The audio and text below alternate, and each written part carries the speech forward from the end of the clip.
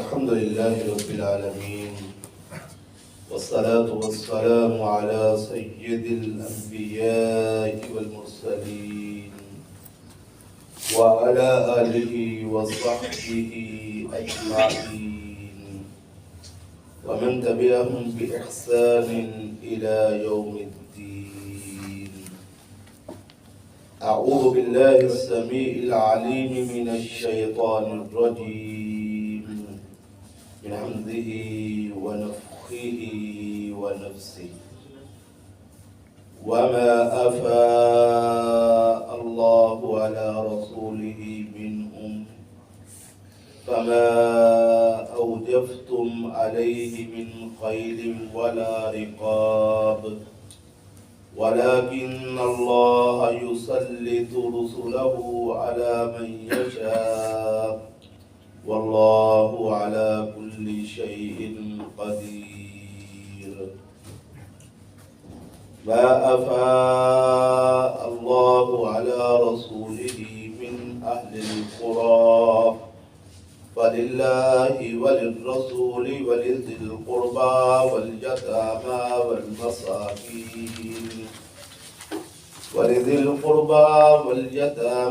والمساكين وابن السبيل كي لا يكون دولة بين الأغنياء منكم وما آتاكم الرسول فخذوه وما نهاكم عنه فانتهوا واتقوا الله إن الله شديد العقاب.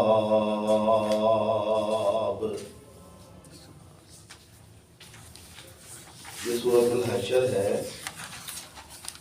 اس کی ابتدا میں اور پہلی آیات میں بنو نذیر کا جو معاملہ ہے اس کا تذکرہ ہے. انہوں نے رسول اللہ صلی اللہ علیہ وسلم کے ساتھ عہد شکنی کی، غداری کی اور اللہ کے رسول صلی اللہ علیہ وآلہ وسلم کے قتل کا پروگرام بنایا. نبی کریم صلی اللہ علیہ وآلہ وسلم نے ان پر لشکر کشی فرمائی. وہ مرعوب ہو گئے کہ اللہ نے مسلمانوں کا روب مسلط کر دیا اور وہ اس بات پہ تیار ہو گئے کہ آپ ہمارے بارے میں جو فیصلہ کریں گے ہمیں قبول ہے. تو اللہ کے رسول صلی اللہ علیہ وآلہ وسلم نے ان کے بارے میں یہ فیصلہ فرمایا کہ تم اپنے گھروں میں سے اور اپنے مالوں میں سے جو چیز اٹھا کے اپنے ساتھ لے جا سکتے ہو وہ لے جاؤ اور مدینے میں تمہیں آج کے بعد رہنے کی اجازت نہیں. تو پھر عجیب قیامت کا منظر تھا کہ خود انہوں نے اپنے ہاتھوں سے اپنے گھروں کو توڑا پھوڑا اور ان گھروں کو گرایا اور خراب کیا اور اپنے گھروں میں سے سامان نکال کے لیے جا رہے تھے. مسلمان بھی ان کے گھروں کو تباہ کر رہے تھے اور وہ خود بھی، اور وہ سارے کے سارے مدینے سے نکال دیے گئے. مسلمانوں کے پاس جنگ میں جو مال آتا ہے اس کے احکام اللہ رب العزت نے بڑی تفصیل کے ساتھ بیان فرمائے. کیونکہ مال جو ہوتا ہے آپ کو پتہ ہے یہ فتنہ ہے، اس کے ساتھ فساد کھڑا ہوتا ہے اور اس کے ساتھ جھگڑے بنتے ہیں اور ایمان کے لیے بہت بڑی آزمائش. انما اموالکم و اولادکم فتنہ، تمہارے مال اور تمہاری اولادیں تمہارے لیے فتنہ ہے.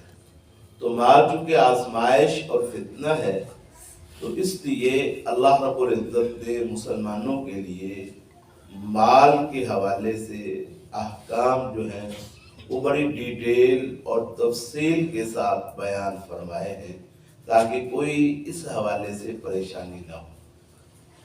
جنگ میں جو مال حاصل ہوتا ہے اس کی دو قسمیں ہوتی ہیں. جنگ میں فتح کے بعد کافروں کا جو مال مسلمانوں کو ملتا ہے وہ دو قسم کا ہوتا ہے. ایک مال ہوتا ہے جس کو کہتے ہیں مال غنیمت. تو مال غنیمت یہ ہے کہ مسلمان لڑے، مقابلہ کریں، لڑ کے تلوار کے ساتھ، گھوڑوں کے ساتھ اور اپنے سواریوں کے ساتھ، اپنے ہتھیاروں کے ساتھ کافروں پہ حملہ کریں، ان پہ لڑیں اور لڑائی کے بعد ان کا مال چھینے اور اس پہ قبضہ کریں. اس کو کہتے ہیں مال غنیمت. قرآن مجید میں سورۃ الانفال میں اللہ رب العزت نے مال غنیمت کے احکام بڑی تفصیل کے ساتھ بیان فرمائے. وَعَلَمُوا أَنَّمَا غَنِمْتُمْ، جان لو کہ جو مال غنیمت تم حاصل کرتے ہو، فَإِنَّمَا، تو وہ سارے کا سارا اس کا جو 5واں حصہ ہے وہ اللہ کا، اللہ کے رسول کا، اور باقی جو مسکین اور فقراء لوگ ہیں ان کا ہے.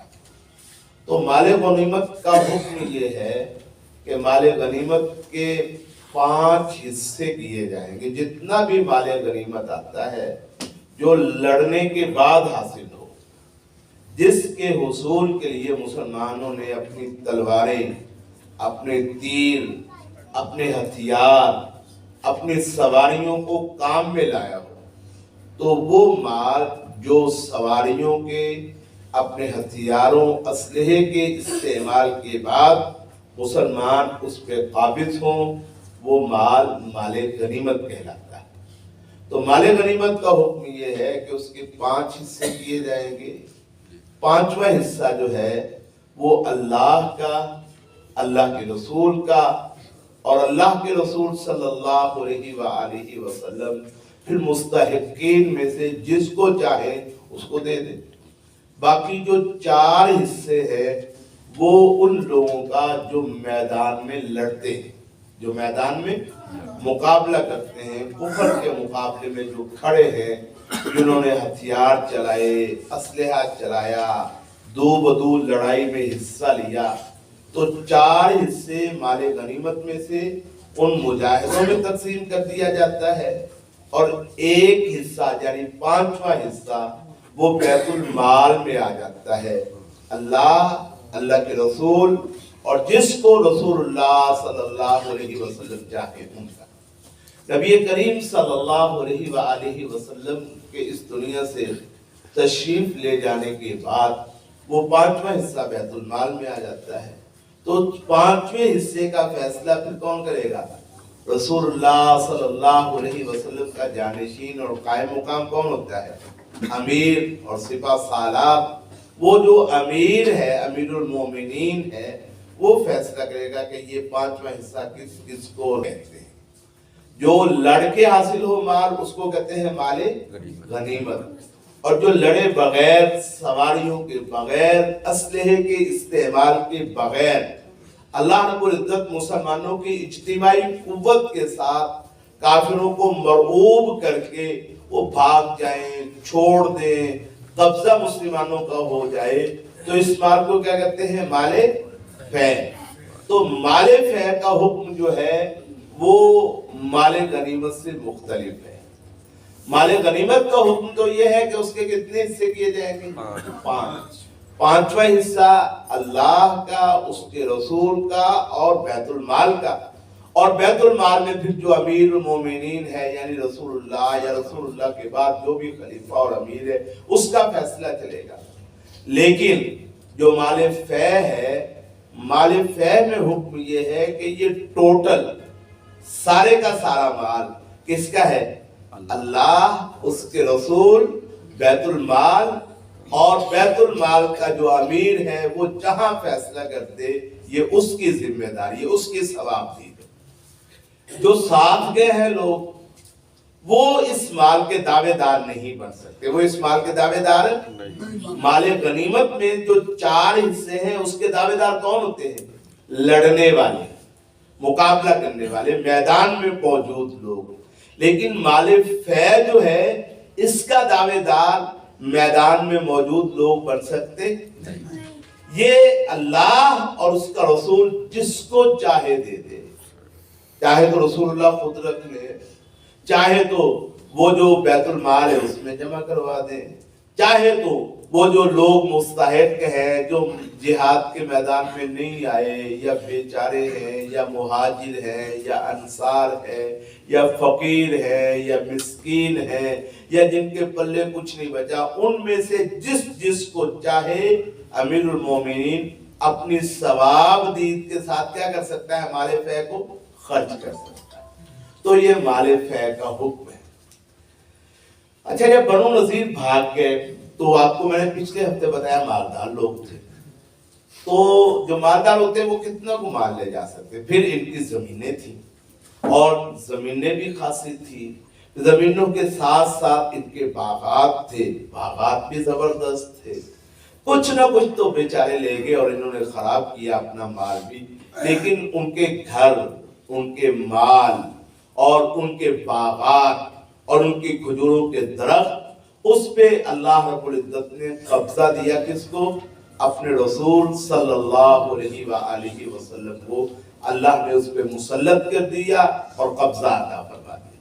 تو یہ سارا مال تھا مال فے۔ اب اس مال فے کے پیچھے جنگ کا تذکرہ ہوا، بنو نذیر کے معاملات کا تذکرہ ہوا۔ اگلی 5 آیات کریمہ میں تذکرہ ہے کہ مال فے جو ہے اس کو تم نے کہاں خرچ کرنا ہے، کیسے خرچ کرنا ہے، اور جو آپ کے ساتھ میدان جنگ میں لوگ گئے ہیں، جن کا روپ پڑا ہے، ان کا اس میں کوئی حصہ اور دخل نہیں ہے۔ یہ تفصیل کے ساتھ اللہ نے حکم اگلی 5 آیات میں بیان کیا۔ فرمایا وَمَا أَفَاءَ اللَّهُ عَلَى رَسُولِهِ مِنْهُمْ، اور جو مال لوٹایا اللہ نے، فَاءَ يَفِيءُ لوٹنے کو کہتے ہیں، کس کو کہتے ہیں؟ لوٹنے کو۔ مال تو اللہ کا ہے نا، اصل پوری کائنات میں مال کس کا ہے؟ مالک تو اللہ ہے نا۔ تو کافروں کے پاس چلا گیا تھا، حقدار اس کے کافر نہیں تھے، اس کے حقدار کافر کیونکہ وہ اللہ کو مانتے نہیں ہیں، کفر کرتے، تو کافر اس مال کے حقدار نہیں تھے۔ تو اللہ نے کافروں سے یہ مال چھین کے کس کو دے دیا؟ اس کے حقداروں کی طرف لوٹا دیا، یعنی اہل ایمان کو عطا فرما دیا۔ تو چونکہ یہ مال کافروں سے چھینا جاتا ہے اور لوٹ کے آ جاتا ہے اہل ایمان کے پاس جو اس کے صحیح حقدار ہیں، اس لیے اس کو کہتے ہیں مال فے۔ وَمَا أَفَاءَ اللَّهُ، اور جو مال لوٹایا اللہ نے، عَلَى رَسُولِهِ، کس پر؟ اپنے رسول پر، مِنْهُمْ، ان سے، فَمَا أَوْجَفْتُمْ عَلَيْهِ مِنْ خَيْلٍ، تو نہیں دوڑائے تم نے اس پر کوئی گھوڑے، وَلَا رِكَابٍ، اور نہ کوئی اونٹ، وَلَكِنَّ اللَّهَ، اور لیکن اللہ نے، یُسَلِّطُ، مسلط کرتا ہے، رسولہ، اپنے پیغمبروں کو، عَلَى مَن يَشَاءُ، جس پر چاہتا ہے۔ اللہ رب العزت جس پر چاہتا ہے اپنے رسول کو کیا کر دیتا ہے؟ اب نہ جنگ لڑی گئی ہے، نہ قتال ہوا ہے، نہ بندے مرے ہیں، نہ گنیں چلائی گئی ہیں، نہ تیر چلے، نہ تلواریں، بس اللہ نے اپنے رسول کو وہاں بھیجا۔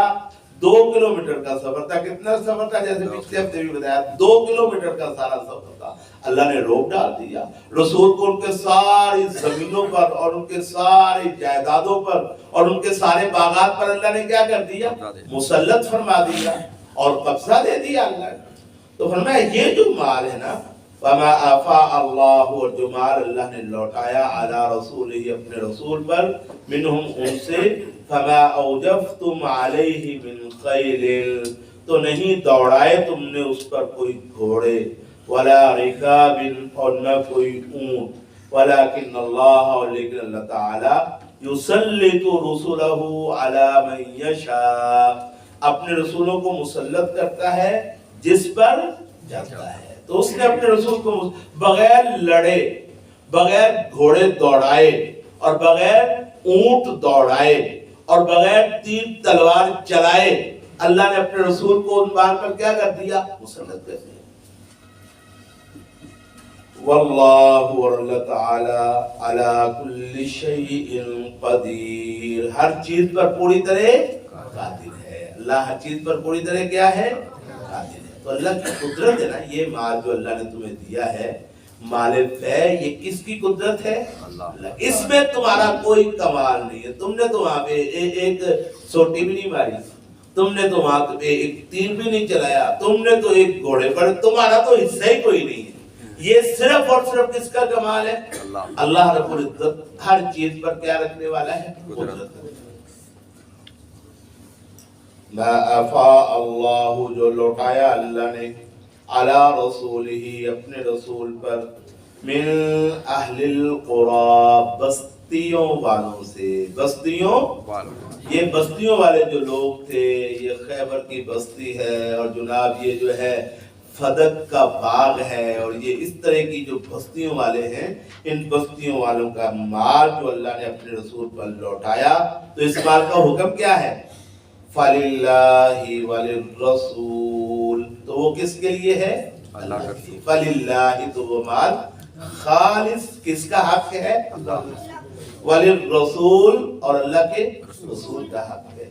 वलिज़िल कुर्बा, और कराबत वालों का हक है। वलियतामा, और यतीमों के लिए है। वलमसाकीन, और मिस्किनों के लिए है। वब्निस सबील, और मुसाफिरों के लिए है।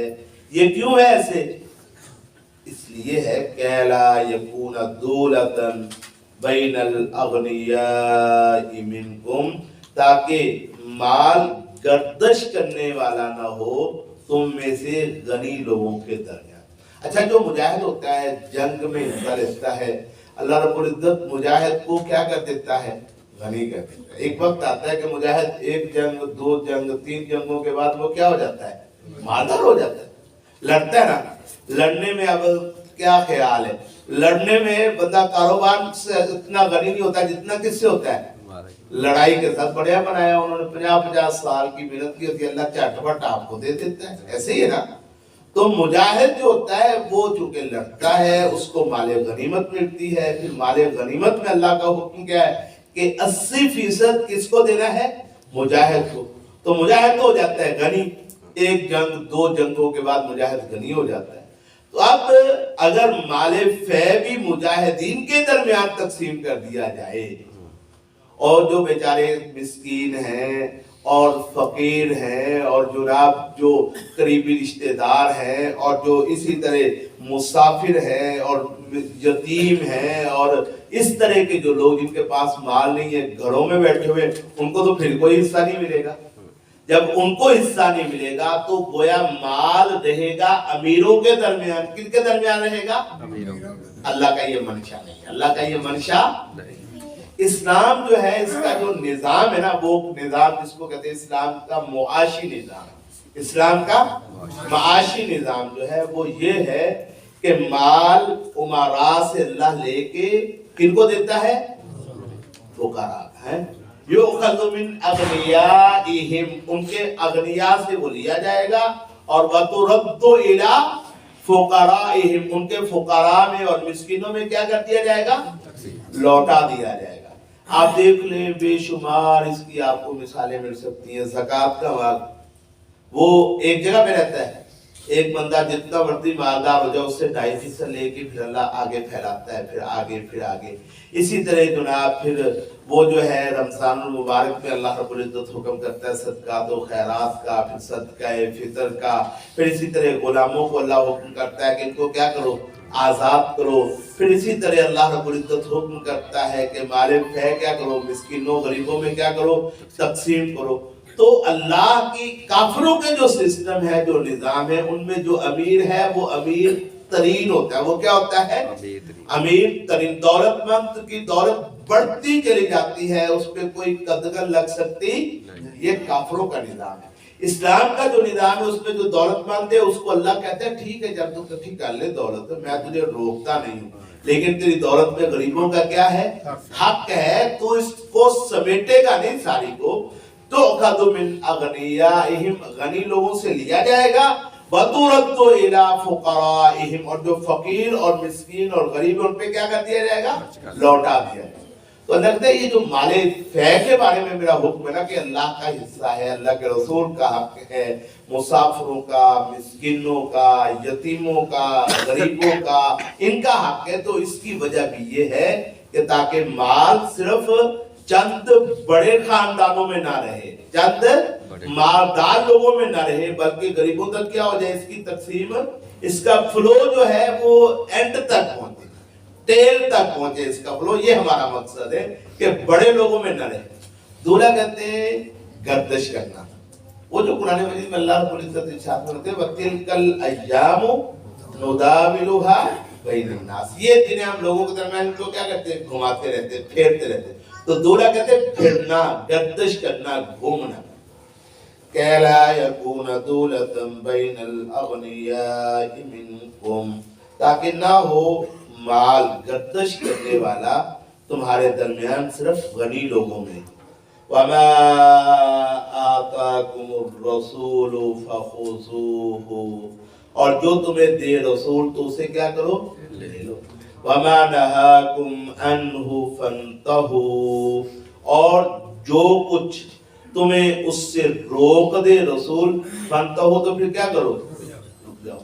بظاہر جو اس کا سیاق و سباق کا مطلب یہ ہے کہ نبی جس کو دے دے مال فے میں سے بسم اللہ کر کے کیا کرے، لے لے، اور جس کو نبی نہ دے وہ اس پہ اپنے دل میں کوئی تکلیف محسوس اوکھا سوکھا نہ ہوئے کہ مینوں نہیں ملیا، یہ ایسے نہیں کرنا تم نے۔ جو تمہیں رسول اللہ دے دے اس کو کیا کرو، فخذوہ، لے لو۔ وما نہاکم عنہ، اور جس سے تمہیں رسول اللہ روک دے، فانتہوا، تو پھر اس سے کیا کرو، رک جاؤ۔ تو یہ مال جو مال فے ہے، نبی کریم علیہ السلام اپنے صحابہ میں سے جس کو اس کا حصہ دے دے وہ بسم اللہ کر کے لے لے، اور جس کو نہ ملے وہ اس پہ کوئی ٹینشن محسوس، یہ اس کا حق نہیں ہے، اس کا حق تبھی تو رسول اللہ اس کو نہیں دے دے، اس پہ کوئی پریشانی اس کو نہیں ہونی چاہیے۔ وَمَا آتَاكُمُ الرَّسُولُ فَخُذُوهُ، اور جو تمہیں رسول اللہ دے اسے لے لو۔ وَمَا نَهَاكُمْ عَنْهُ، اور جو چیز کہ تمہیں رسول اللہ اس سے روک دے، فَانْتَهُوا، تو اس سے کیا کرو، رک جاؤ، باز آ جاؤ۔ مال کا بھی یہ ہے، تو آیت کا حکم کیا ہے، عام ہے نا، جو نبی دے دے اس کو لے لو، جس سے روکے اس سے رک جاؤ۔ تو صرف مال میں تو نہیں ہو سکتا، حکم بھی تو ہو سکتا ہے۔ نبی منع کرتے بھائی داڑھی کیا کرو، مت کٹاؤ، تو پھر کیا کرو، تم اس سے رک جاؤ۔ نبی کہے اپنی آنکھ کی خیانت نہ کرو، تو تم کیا کرو، اس سے رک جاؤ۔ نبی تمہیں روکے کہ ایک دوسرے کے حقوق پہ ڈاکے نہ ڈالو، تو اس سے کیا کرو، رک جاؤ۔ تو نبی جو حکم دے اس حکم کو مان لو، جس حکم سے نبی روک دے اس سے کیا کرو، رک جاؤ۔ اچھا، نبی جو حکم دے وہ قرآن میں بھی ہو سکتا ہے، کیوں بھائی؟ نبی کا حکم اور نبی کا روکنا قرآن میں بھی ہوتا ہے۔ نبی کا حکم اور نبی کا روکنا قرآن مجید کے علاوہ حدیث میں بھی ہو سکتا ہے، کہ وہ ہو سکتا ہے کہ نہیں ہو سکتا؟ تو حدیث کے بارے میں بھی فرمایا جو نبی دے دے اس کو کیا کرو، لے لو، جس سے روک دے اس سے کیا کرو، رک جاؤ۔ تو گویا حدیث پر عمل کرنا دراصل کس پر عمل ہے، کیونکہ اللہ نے قرآن میں کہا نبی جو دے اس کو کیا کرو، لے لو، اور جس سے نبی روکے اس سے کیا کرو، رک جاؤ۔ تو حدیث پر عمل کرنا، نبی کریم کے فرامین کے مطابق چلنا، وہ فرامین قرآن کے ہوں تب بھی، وہ فرامین قرآن کے علاوہ ہوں، ثابت ہوں رسول اللہ سے، تب بھی ان فرامین پہ عمل کرنا، رسول اللہ کی روکی ہوئی باتوں سے رک جانا، رسول اللہ کے احکام پر عمل کرنا، یہ بھی دراصل عمل ہے کس پر، قرآن پر۔ کہ اللہ کہتا ہے قرآن مجید میں کہتا ہے ما آتاکم الرسول فخذوہ، اللہ جو تمہیں رسول اللہ دے اس کو لے لو، وما نہاکم عنہ فانتہوا، اور جس سے تمہیں رسول منع کرے اس سے کیا کرو، منع ہو جاؤ۔ رسول اللہ کے ایک صحابی تھے عبداللہ ابن مسعود رضی اللہ تعالی عنہ۔ عبداللہ ابن مسعود نے ایک مرتبہ ایک حدیث بیان کی، فرمایا اللہ رب العزت نے لعنت فرمائی الواشمات، ان عورتوں پر جو اپنے جسموں میں سرما، سوئی کے ساتھ سرما بھرتی۔ آج کل میں اس کے لیے لفظ جو ہے بڑا آسان لوگوں نے استعمال کیا ہے، ٹیٹو بنانا ہے، کیا بنانا، ٹیٹو بنانا۔ ہاتھوں میں، اور پھر آج کل تو اللہ معاف کرے گند اتنا ہو گیا، خاص طور پر یہ گندے لوگ ہیں نا یورپ کے، پورے جسم پہ ٹیٹو بناتے ہیں، پورے جسم کے ایک ایک اس پہ ٹیٹو بناتے ہیں، نشانات بنانے، سرما بھرنا۔ پہلے زمانے کے لوگ ماتھے پہ کوئی عورتیں بنوا لیتی تھی خوبصورتی کے لیے، چہرے پہ بنوا لیتی تھی، ہاتھوں پہ بنوا لیتی تھی، اب تو بہت زیادہ معاملہ آگے چلا گیا۔ تو یہ سرما ہوتا ہے نا، جو سرما، اس کو سوئی کے ساتھ سوراخ کیے جاتے ہیں بدن میں، اعضاء میں، اور سوراخ کر کے ان سوراخوں میں سرمے کی کیا کی جاتی ہے، مقدار بھری جاتی ہے، پھر وہ زخم درست ہو جاتے ہیں، اور وہ ہمیشہ ہمیشہ کے لیے جسم پر کیا بن جاتا ہے، اس کا نشان بن جاتا ہے۔ اس نشان کے ساتھ لوگ تصویریں بھی بناتے تھے، اس نشانات کے ساتھ لوگ نام بھی لکھتے تھے۔ رسول اللہ صلی اللہ علیہ وسلم نے یہ بنانے والیاں اور جن کے لیے بنایا جائے، جن کے جسم پر بنایا جائے ان پر بھی لعنت فرمائی، اور جو بناتی ہیں، جو یہ کام کرتے ہیں، ان پر بھی نبی کریم نے کیا فرمائی، لعنت فرمائی۔ تو عبداللہ ابن مسعود رضی اللہ تعالیٰ عنہ نے یہ صحیح مسلم کی روایت فرمایا کہ اللہ تبارک و تعالیٰ نے یہ جو سرمے کے ساتھ جسم پہ نشان بناتی ہیں ان پر بھی لعنت فرمائی، اور جن کے جسموں پر بنائے جاتے ہیں ان پر بھی کیا فرمائی، اور وہ جو المتنمسات، اسی طرح المتفلجات، متنمسات یہ جو ابرو ہوتے ہیں نا، بھویں، ان کو ترتیب کے ساتھ بنانا۔ عورتوں میں یہ بھی آج کل بھی عام ہے، یہ عورتیں اپنے ابروؤں کو کیا کرتی ہیں، بڑی ترتیب کے ساتھ سیدھا کر کے لائن لگاتی ہیں، اور پھر اس کو کیا کرتی ہے، زائد اکھاڑ دیتی ہے اور بڑی ترتیب شاندار بناتی ہے۔ تو میں ایسی عورتوں پر بھی اللہ نے کیا فرمائی، لعنت فرمائی۔ پھر ایسی عورتوں پر بھی اللہ نے لعنت فرمائی جو اپنے دانت، ایک دانت میں خرابی ہے تو اس کا علاج کروایا جائے، ٹوٹا ہوا ہے تو اس کی جگہ پہ، یہ جائز ہے، ایک دانتوں کے درمیان رگڑا جائے، کیا کیا جائے، رگڑا جائے، تاکہ دانتوں کے درمیان فاصلہ پیدا ہو جائے، وہ فاصلہ دیکھنے میں کیا لگتا ہے، خوبصورت لگتا ہے۔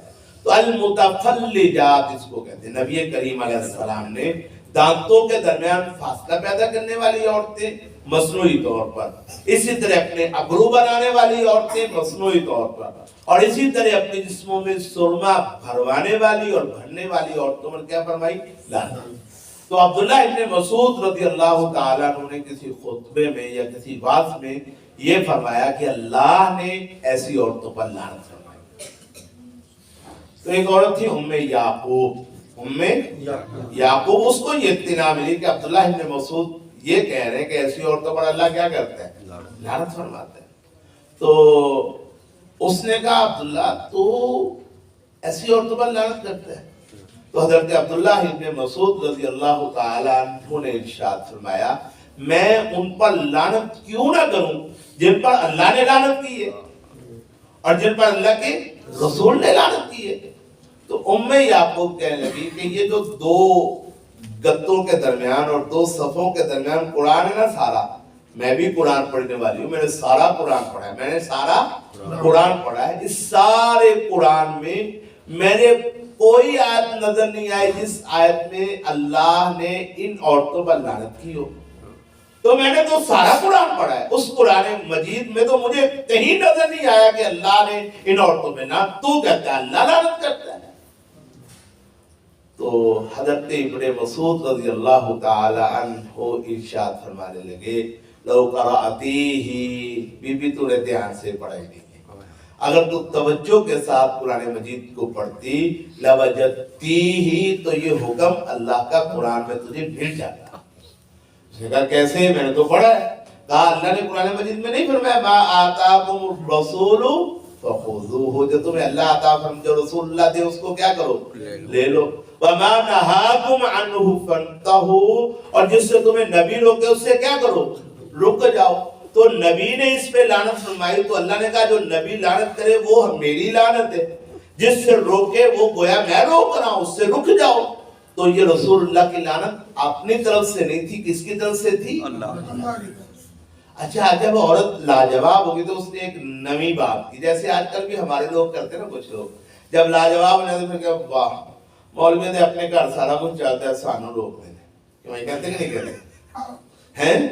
یہ بات بڑی کی جاتی ہے۔ آپ کسی گاڑی میں بیٹھ کے نا وہ بند کروا نا، یار بند کر دے گانے، ٹیلی ویژن بند کر دے، وی سی آر بند کر دے، کہ واہ मौलवी आप सारा कुछ कहते हैं सानू इत्थे बस ते आके ना जनाब मौलवी पुना चढ़िया हुंदा है तो उंज तुहाडे मोबाइल में सारा कुछ हारशे लगी फिरती है इत्थे आके सानू रोक दो। शादी में आप किसी को गाने से मना करके देख लें, जवाब आएगा कि नहीं आएगा? ये जवाब आएगा। तो उस औरत ने भी जब देखना कि इब्ने मसूद की दलील तो बड़ी मजबूत है, काबू आ गई ना दलील के मामले में, तो फिर कहने लगी वाह इब्ने मसूद मुझे रोकता है, तेरे घर की जो औरतें हैं तेरी बीवी जो है वो तो ये काम करती है। हजरत अब्दुल्ला इब्न मसूद रज़ी अल्लाह ताला अन्हु फरमाने लगे जा फिर जरा पता करके आ, तू औरत है तो मेरे साथ बात करने का क्या है, मैं तुझे क्या दलीलें देता हूं, जा मेरे घर में जा पता करके आके वाकयात वो करती है, जा तो मिलेगी औरत को, जिस औरत के जिसम पे टैटू बना हो नजर आता है कि नहीं आता, जिसकी भवें बनी हो वो भी क्या होता है अबरू बने भी नजर आ जाते हैं फटाफट। औरत नकाब लगाए होती है, यहाँ से उसने ऐसे किया होता है, नकाब के अंदर से देखने वाले देख लेते बड़ा भाई बड़ा है इसमें पमा और अबरू बन नजर आ जाता है। अच्छा दांत भी नजर आने वाली चीज, फरमाया जा फिर तू जा ना, तू औरत है तुझे पाबंदी भी कोई, मेरे घर में जा मेरी औरतों को देख और देख के आ जा, तुझे पता चल। उम्मे याकूब गई, देखा उसने, देखने के बाद आके उसने बताया कि नहीं मुझे गलती लगी थी, आपके घर की औरतों में ये खराबियां नहीं।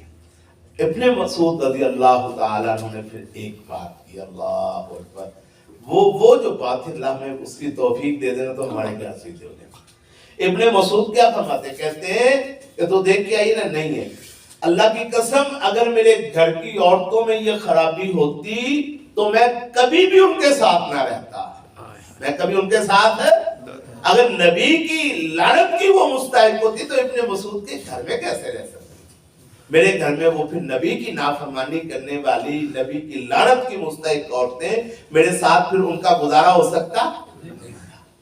तो ये हदीस है, तो इससे क्या मालूम होता है कि ये आयत जो है इसका मतलब क्या है, आम है, मा आताकुम रसूल, नबी जो दे दे उसको ले लो, वमा नहाकुम अन्हु फंतहू, और जिससे नबी रोक दे उससे क्या करो। ये कानून बन गया कि रसूलुल्लाह की जुबान से निकलने वाली हर बात दीन है। वो क्या है? दीन है। नबी करीम की हर बात शरीयत है। रसूलुल्लाह जिससे रोक दे वो भी अल्लाह का रोका होता है, नबी जिसके बारे में हुक्म करे वो भी किसका हुक्म होता है, दरअसल अल्लाह। ये कानून बन गए।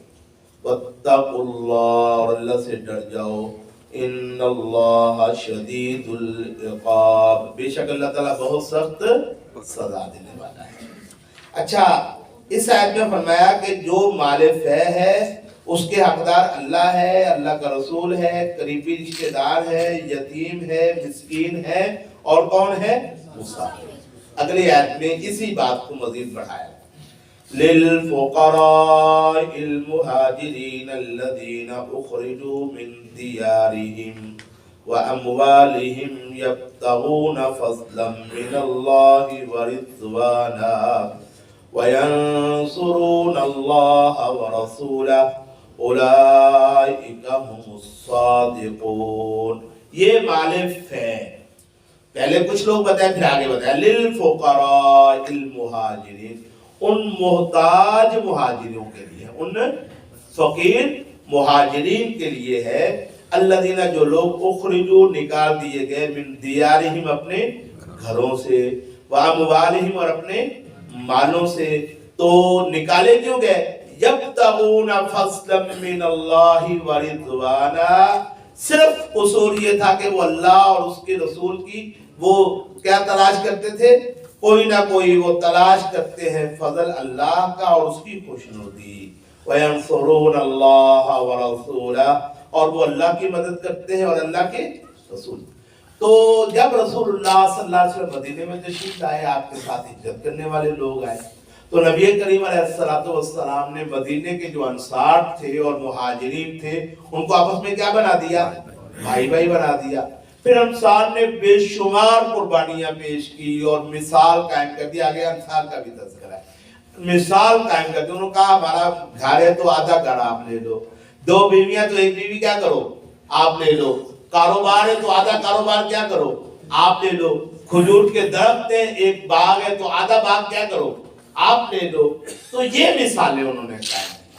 تو شروع میں سے تھا. پھر اللہ رب العزت نے جب یہ مال فے دے دیا تو اللہ کا حکم یہ آیا کہ ان مہاجرین میں اس مال فے کو کیا کرو؟ تقسیم کرو، تاکہ یہ جو مہاجرین ہیں یہ اپنے قدموں پر کیا ہو جائیں؟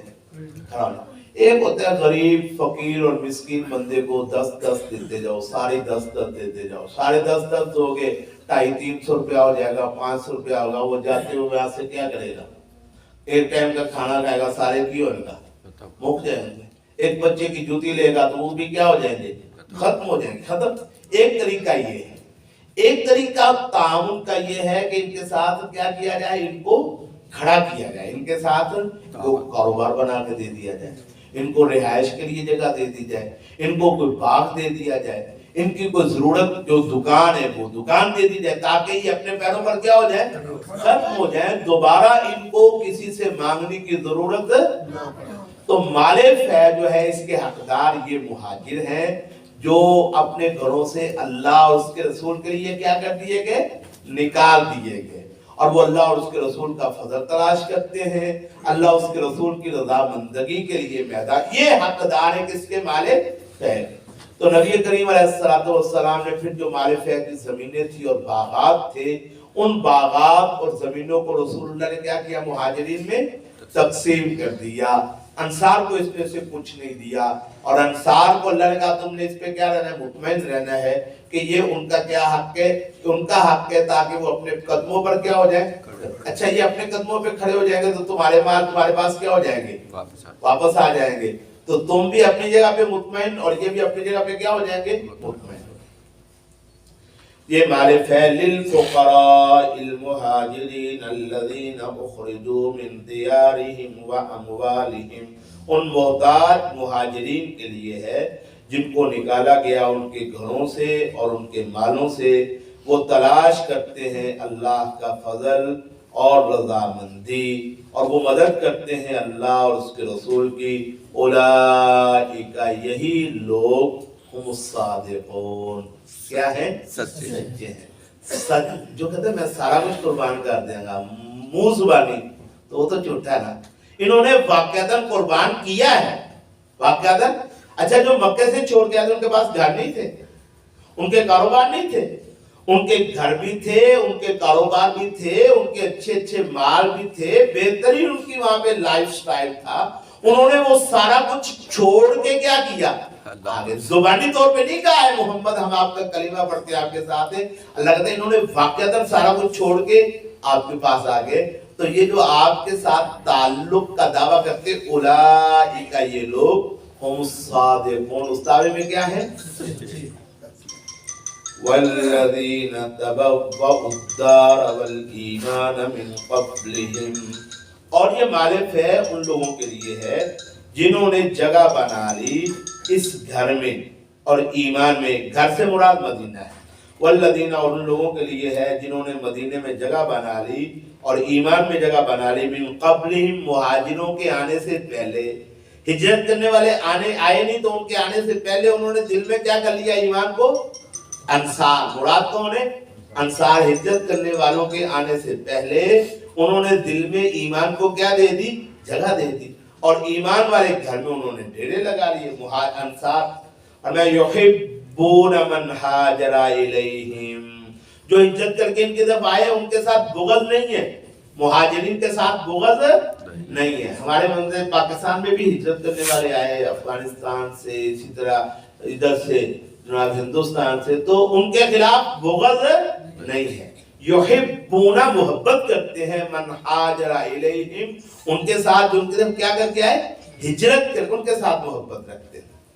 وَلَا يَجِدُونَ فِي صُدُورِهِمْ حَاجَةً مِّمَّا أُوتُوا، اور وہ اپنے سینے میں کوئی خواہش نہیں پاتے اس چیز کی جو ان مہاجروں کو دی گئی. اب آپ نے مال فے مہاجروں کو دیا، انصاریوں کو نہیں دیا، تو ان کے دلوں میں کوئی کینہ، کوئی بغض کے سانو نہیں ملے ہے، جنہوں نے مل گیا. اس طرح کی کوئی بات ہے؟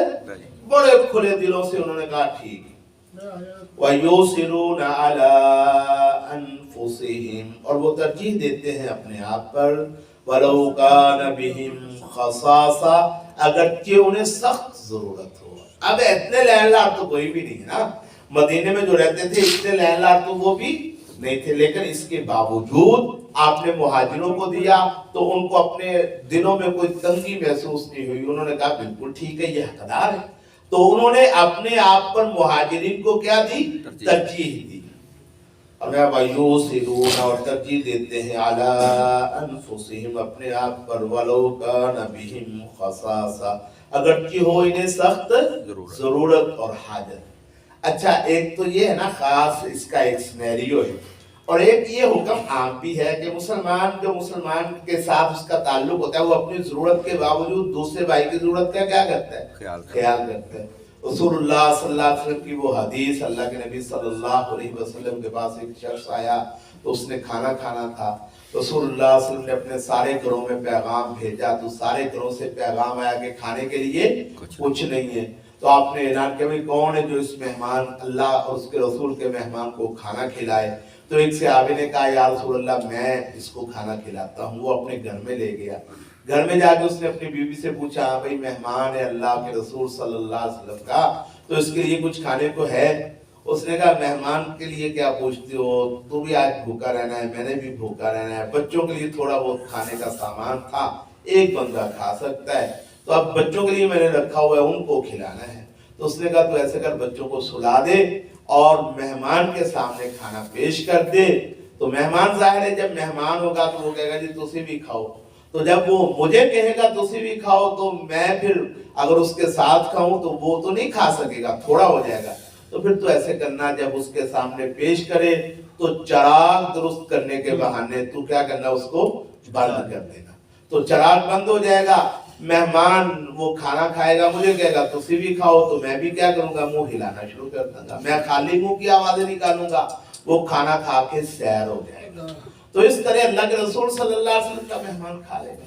तो मियां बीवी ने ऐसे किया, मेहमान खा के चला गया। रसूलुल्लाह सल्लल्लाहु अलैहि वसल्लम सुबह हुई से आगे दरबार में पेश हुए, और मैं रात तुम मियां बीवी ने जो किया, अल्लाह रब्बुल इज्जत तुम्हारी हरकत देख के हंस पड़ा। अल्लाह तुम्हारी हरकत देख के क्या किया, अल्लाह ने साहिक अल्लाह हंस पड़ा कि ऐसे लोग भी हैं जो मेरी रजा के लिए इस हद तक कुर्बानी दे सकते। तो अल्लाह तुम्हारी हरकत देख के क्या किया, उसने हंस पड़ा कि तुमने ये काम किया।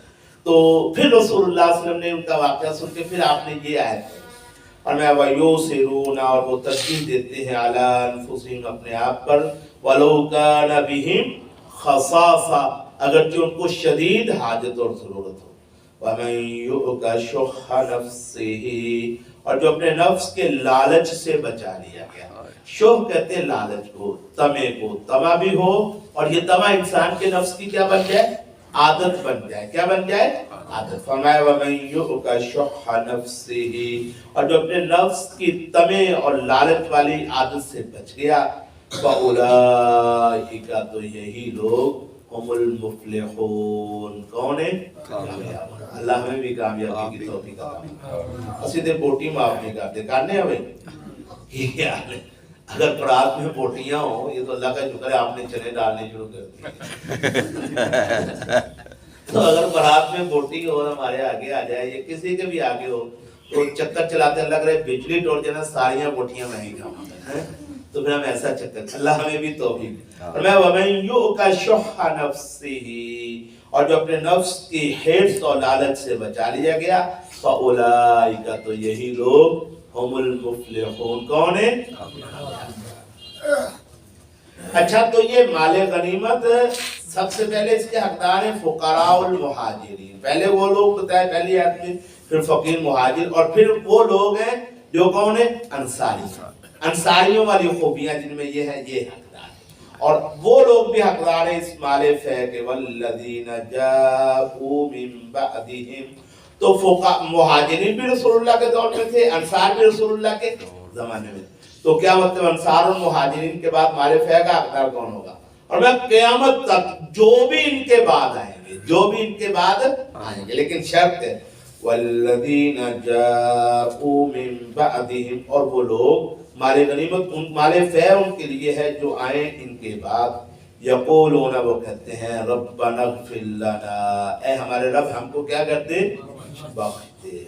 وَلِإِخْوَانِنَا الَّذِينَ سَبَقُونَا بِالْإِيمَانِ، اور ہمارے ان بھائیوں کو بھی بخش دے جنہوں نے ہم سے ایمان لانے میں کیا کی؟ پہل کی. سبقونا جو ہم سے پہلے ایمان لے آئے. ہم سے پہلے ایمان لانے والوں میں پھر رسول اللہ سے لے کے ہم تک جتنے بھی مومن سب کیا ہیں؟ شامل ہے. مہاجرین بھی، انصار بھی، بدر والے بھی، احد والے بھی، خندق والے بھی، خیبر، جتنے بھی ہم سے پہلے گزر گئے وہ سارے کیا ہیں؟ اور میں وہ لوگ جو ان کے بعد آئے وہ کہتے ہیں ربنا اغفر لنا، اے ہمارے رب ہمیں بخش دے، وَلِإِخْوَانِنَا الَّذِينَ سَبَقُونَا بِالْإِيمَانِ، اور ہمارے ان بھائیوں کو جنہوں نے ہم سے پہل کی ایمان لانے میں، وَلَا تَجْعَلْ فِي قُلُوبِنَا، اور نہ رکھ ہمارے دلوں میں غِلًّا کوئی بغض، کوئی کینہ، لِلَّذِينَ آمَنُوا، ان لوگوں کے لیے جو ایمان لائے، ربنا، اے ہمارے رب، انک رؤوف الرحیم، بے شک تو بے حد شفقت کرنے والا، نہایت رحم کرنے. یہ صحابہ ہے. کون ہے؟ صحابہ کی خوبیاں اللہ نے بیان کیا. آج کچھ لوگ صحابہ کو گالیاں دیتے ہیں. اچھا، قیامت تک آنے والے لوگ بعد میں آنے والے صحابہ کے لیے دعا کریں. کیا کریں؟ دعا کریں. ان کے لیے بھی مال فہم میں حصہ ہے. اور جو صحابہ کو گالیاں دے، ان کا مطلب ان کا مال فہم میں کوئی حق نہیں، تو مسلمان ہی نہیں بچتا، اس کا تو ایمان ہی نہیں ہے. جو صحابہ کے بارے میں دل میں کینہ رکھے، بغض رکھے، گویا یہ بھی ایمان والوں میں شامل ہے. والذین، اور وہ لوگ جاءوا من بعدہم، جو ان کے بعد آئے، یقولون، وہ کہتے ہیں ربنا اغفر لنا، اے ہمارے رب بخش دے ہمیں، ولاخواننا الذین سبقونا بالایمان، اور ہمارے ان بھائیوں کو جنہوں نے ہم سے ایمان لانے میں پہل کی، ولا تجعل فی قلوبنا، اور نہ رکھ ہمارے دلوں میں غلا کوئی کینہ، للذین آمنوا، لوگوں کے لیے جو ایمان لائے، ربنا، اے ہمارے رب، انک رؤوف الرحیم، بے شک تو بے حد شفقت کرنے والا، نہایت رحم کرنے والا ہے. وآخر دعوانا ان الحمد للہ رب العالمین.